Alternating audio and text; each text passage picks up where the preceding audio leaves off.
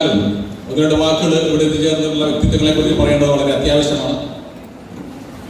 ആദ്യമായി ഈ യോഗത്തിന് അധ്യക്ഷത വഹിക്കുന്ന പ്രിയങ്കരായിട്ടുള്ള ഞങ്ങളുടെ president Shri P T Boniface, സംഘടനയുടെ പ്രവർത്തനത്തിന് അടുക്കുചിട്ടയും വരുത്തി സംഘടനയെ കാലോചിതമായ മാറ്റങ്ങൾക്ക് പരിഷ്കാരങ്ങൾക്ക് വിധേയമാക്കിക്കൊണ്ട് സംഘടനയെ നല്ല രീതിയിൽ മുന്നോട്ട് നയിച്ചുകൊണ്ടിരിക്കുന്ന പ്രിയങ്കരായിട്ടുള്ള പ്രസിഡന്റ്. എന്താണ് ഇന്നത്തെ കാലത്തെ കുട്ടികൾ അനുഭവിക്കുന്ന പ്രശ്നങ്ങൾ?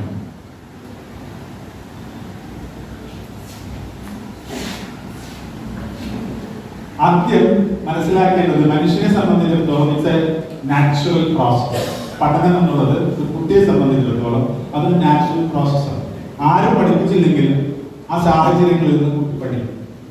പഠിക്കുന്നതും പഠിപ്പിക്കുന്നതും കുട്ടിക്ക് ഇഷ്ടമല്ല, പഠിക്കുന്നതും പഠിപ്പിക്കുന്നതും കുട്ടിക്ക് ഇഷ്ടമല്ല. കുട്ടിയെ സംബന്ധിച്ചിടത്തോളം അതെങ്ങനെ ബുദ്ധിമുട്ടാണോ? അതിന്റെ കുറേ വർഷം ഇവിടെ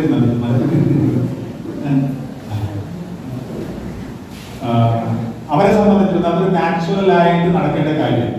അധ്യാപക ദിനത്തോടനുബന്ധിച്ച് ഞങ്ങൾക്കായി സംഘടിപ്പിച്ച ഈ ഒരു മികച്ച വിദ്യാഭ്യാസ സെമിനാറിലേക്ക് ആദ്യമേ ഞങ്ങളെ ക്ഷണിച്ചതിൽ ഇതിന്റെ സംഘാടകരോട് നന്ദി അറിയിക്കുന്നു. ഒപ്പം തന്നെ ഇന്നത്തെ ഈ ദിനം ഓരോ അധ്യാപകർ എന്ന നിലയ്ക്ക് നാളെ ഓരോ വിദ്യാർത്ഥിയിലും നല്ലൊരു സ്വാധീനം ചെലുത്താൻ, ഒരു നല്ലൊരു ഇൻഫ്ലുവൻസർ ആകാൻ, അല്ലെങ്കിൽ അവരെ ഇൻഫ്ലുവൻസ് ചെയ്യാൻ ഞങ്ങൾക്ക് സാധിക്കും. അതിനുള്ള ഒരു ഊർജം ഞങ്ങൾക്ക് ഈ ദിനം നൽകിയ ഏറ്റവും പ്രിയപ്പെട്ട Avila college principal Shri Benny സാറിന് ഈ വിദ്യാലയത്തിന്റെ പേരിലും ഇവിടെ കൂടിയിരിക്കുന്ന ഓരോ അധ്യാപകരുടെയും അധ്യാപക വിദ്യാർത്ഥികളുടെയും പ്രിൻസിപ്പൽ ഫിലമിന്റെയും അകമഴി ഞാൻ നന്ദി അറിയിക്കുന്നു. ഒപ്പം നമ്മളിപ്പോൾ ചെറിയ കുട്ടികളുടെ അടുത്തേക്കാണ് പോയത്, അല്ലെ? LP UP ക്ലാസ്സുകളിലാണ്. നമ്മളൊരു ഹൈസ്കൂൾ ഹയർ സെക്കൻഡറി ലെവലിലേക്ക് പോകും തോറും ഇതിൻ്റെ ഈ ഒരു ക്ലാസ്സിൻ്റെ ഒരു പ്രാധാന്യം കൂടിക്കൂടി വരികയാണ് ഉണ്ടാകുന്നത്. അപ്പോൾ ഞാൻ അധികം ദീർഘിപ്പിക്കുന്നില്ല. പിന്നെ ഇങ്ങനൊരു ചടങ്ങ് ഇവിടെ സംഘടിപ്പിച്ച നമുക്കറിയാം കാർഡ് സംഘവേദി. അതുകൊണ്ട് അധ്യാപക ദിനം അധ്യാപകന്റെ ഒരു പ്രത്യേകത ആണ് നിങ്ങൾ പഠിക്കാൻ ശ്രമിക്കുന്നത് എന്നതുകൊണ്ട് ഞാൻ തിരിച്ചു പോയിട്ടൊരു കുട്ടിയായിട്ട് നിങ്ങളോട് സംസാരിക്കും. കുട്ടികളുടെ മനസ്സിൽ നിന്നും കുട്ടികളുടെ ഒരു ഭാഗത്തു നിന്നും നമ്മൾ അധ്യാപകരെ ചിന്തിക്കുക എന്നുള്ളതാണ് അധ്യാപനത്തിൻ്റെ ഏറ്റവും ആദ്യത്തെ കാര്യം എന്നാണ്. ഞാനിതിലൊന്നും വലിയ വിവരമുള്ള ആളല്ല, പക്ഷേ എൻ്റെ അനുഭവങ്ങളിൽ നിന്നും എനിക്ക് തോന്നുന്ന ഒരു കാര്യം, കുട്ടി അവൻ്റെ വീട്ടിൽ നിന്നും ഒരു പുതിയ അന്തരീക്ഷത്തിലേക്കാണ് സത്യത്തിൽ വരുന്നത്. ആ അന്തരീക്ഷം നമ്മൾ മനസ്സിലാക്കണം, വളരെ വ്യത്യസ്തമാണ്. അതാണ് പണ്ട് 1ാം ക്ലാസ്സിലേക്ക് കൊണ്ടുപോകുമ്പോൾ കുട്ടികൾ കീറി പൊളിക്കണം. അതുകൊണ്ടാണ് അപ്പോൾ അച്ഛനും അമ്മയും ടീച്ചർമാരും എല്ലാം കൂടി കയ്യും കാലും ഒക്കെ പിടിച്ച് സർജറിക്ക് കൊണ്ടുപോകണ പോലെയാണ് അകത്തേക്ക് വരുന്നത്. പക്ഷെ ചില കുട്ടികൾ അപ്പോഴും ചിരിച്ച് ശാന്തമായിട്ട് നമ്മൾ സ്കൂളിലേക്ക് സന്തോഷത്തോടു കൂടി കയറും. അപ്പോഴാണ് ചില ടീച്ചർമാർ ഞങ്ങളേറ്റവും എന്താ പറയുക, ഞങ്ങളേറ്റവും സ്ട്രിക്റ്റാണ് എന്ന് കാണിക്കാൻ വേണ്ടി ഒരു വലിയ, ഇപ്പോൾ അതൊക്കെ നിന്നു, ഒരു വലിയ ചൂരൽ കൊണ്ട് മുമ്പിൽ വെച്ചിട്ടാണ് പിന്നെ ക്ലാസ് തുടങ്ങുന്നത്. അപ്പം എനിക്ക് അക്കാലത്ത് അത് തോന്നിയിരുന്നു ഇതൊരു ശരിയായ രീതിയല്ല.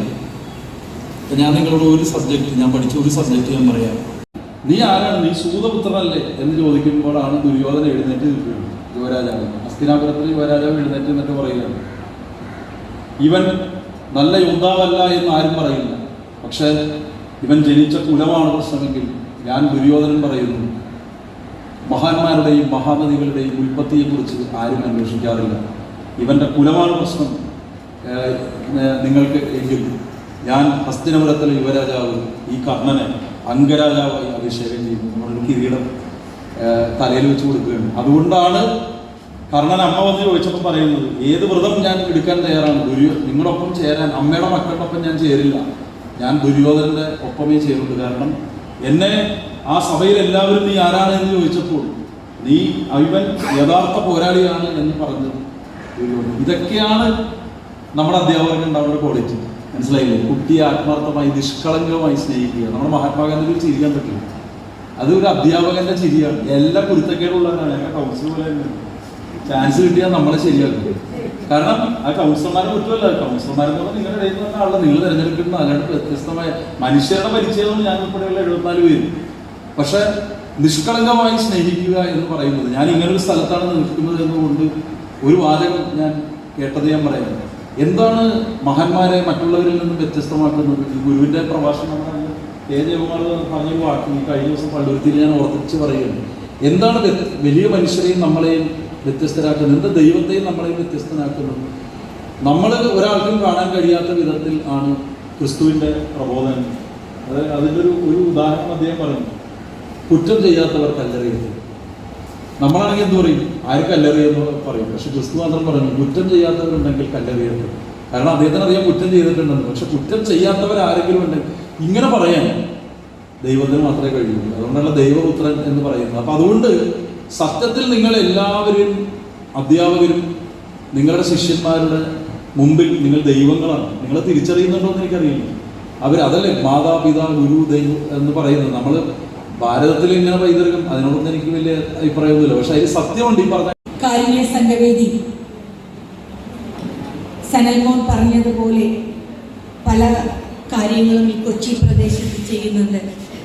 കിടപ്പ് രോഗികളായ പാലിയേറ്റീവ് രോഗികളെ ശുശ്രൂഷിക്കുന്നതിനും ഡയാലിസ് ചെയ്യുന്ന രോഗികൾക്ക് അവർക്ക് ഡയാലിസർ എല്ലാ മാസവും കൊടുക്കുന്നത്, അങ്ങനെ നിരവധിയായ പാലിയേറ്റീവ് കാര്യങ്ങൾ ചെയ്യുന്നതോടൊപ്പം എഡ്യൂക്കേഷൻ രംഗത്ത്, വിദ്യാഭ്യാസ രംഗത്തും കുട്ടികൾക്ക് പഠന മികവിനുള്ള അവാർഡ് കൊടുക്കലും മറ്റു കാര്യങ്ങളും ചെയ്യുന്നു.